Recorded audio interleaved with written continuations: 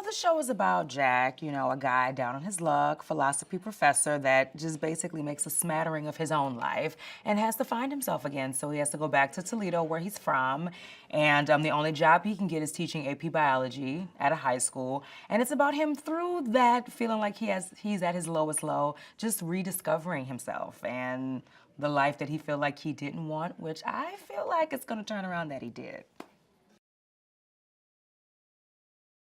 So how we're introduced to Jack is he's just a hot mess when he comes out. He's in, sweatpants and his, hair is all messed up and he just doesn't care about anything. His job, these kids, AP biology is not something that he wants to teach. He trashes the classroom with all of his apples that he throws everywhere. So that's how we, get a peek at this guy is that he's, just kind of sloppy and, just doesn't care initially.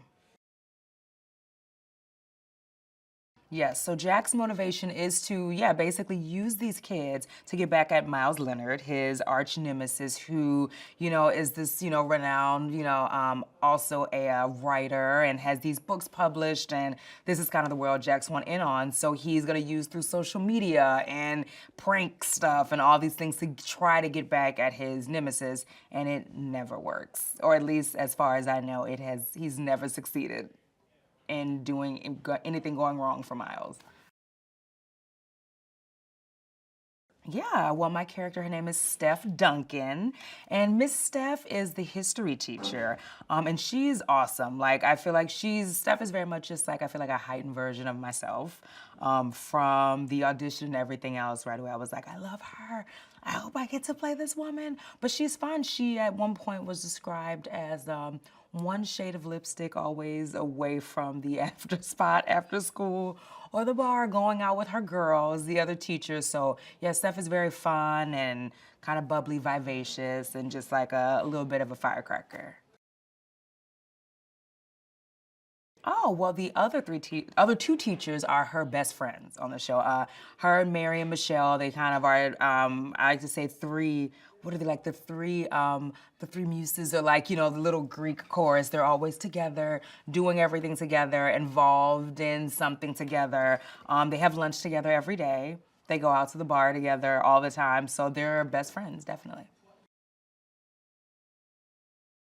Well, initially how they work with Jack is that he comes in and he's kind of this thing that kind of crash landed, I feel like, into their school and their lives. And I feel like initially it's almost like they have to deal with, like, he's like a baby. They're like, who left their baby that we've got to clean up in the school? But then over time, their relationship evolves and they, kind of grow to be fond of him and to kind of look out for him and have his back. And they are also interested in his interests as time goes on versus seeing him as this thing that kind of happened to them. I think what stood out to me the most initially from the pilot script was that I just felt like everybody was a real person in the script, like from these teachers to the students and even Jack, and like every character to me felt fleshed out and like funny in an authentic way. Like it wasn't going for a hard joke or anything like that. Like I just felt like it was probably one of the first times in a while that I was like, oh, these are just people that I would love to see on TV. Working with these producers, I will not lie, and it's probably be a fan out moment. It's incredible. Like I feel like I literally am still like, even at the table reads like, what?